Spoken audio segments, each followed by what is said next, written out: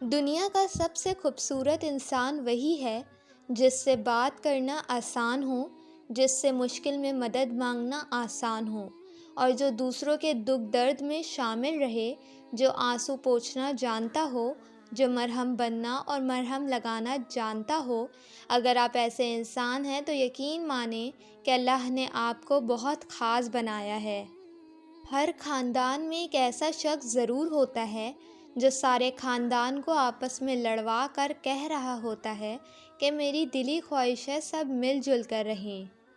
رسول اللہ صلی اللہ علیہ وآلہ وسلم نے فرمایا، برے ساتھی کے پاس بیٹھنے سے تنہائی بہتر ہے اور اچھے ساتھی کے پاس بیٹھنا تنہائی سے بہتر ہے۔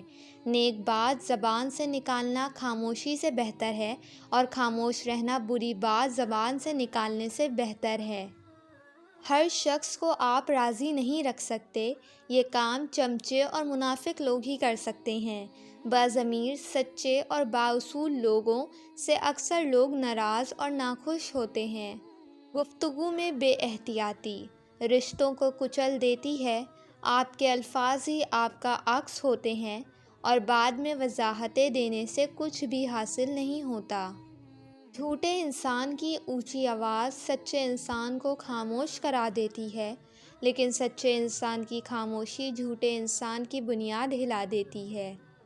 کبھی کبھی اچھا لگتا ہے سب جان کر انجان بننا، چپ رہ کر سامنے والے کی چالاکیاں دیکھنا کہ وہ ہمیں بیوقوف بنانے کے لیے کہاں تک جا سکتا ہے۔ میں ہر شخص کی حقیقت سے واقف ہوں، میں نے مقام خاص دے کر آزمایا ہے لوگوں کو۔ تعلیم جس کے اندر داخل ہوتی ہے وہ سادگی اختیار کرتا ہے، اور جس کے اوپر سے گزر جاتی ہے وہ ماڈرن بن جاتا ہے۔ کبھی بھی خود کو اتنا قیمتی مت سمجھنا کہ ہر کوئی تمہیں دل سے نکال دے، کیونکہ جس چیز کی قیمت زیادہ ہوتی ہے اسے اکثر لوگ چھوڑ دیتے ہیں۔ کسی کی بدتمیزی سے مت گھبرائیں، وہ بس اپنا تعارف کرواتے ہیں۔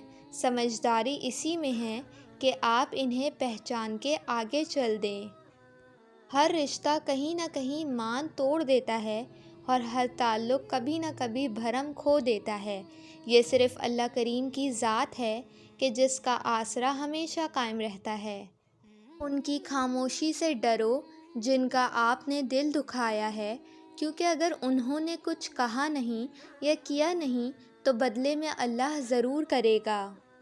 سچا انسان تھوڑا جذباتی ضرور ہوتا ہے، لیکن منافق بالکل بھی نہیں۔ اگر آپ کے ساتھ ناانصافی اور زیادتی کی حد ہو جائے تو صرف اتنا سوچ کر خاموش ہو جانا کہ جو ذات اوپر بیٹھی ہے وہ بہت بے نیاز ہے۔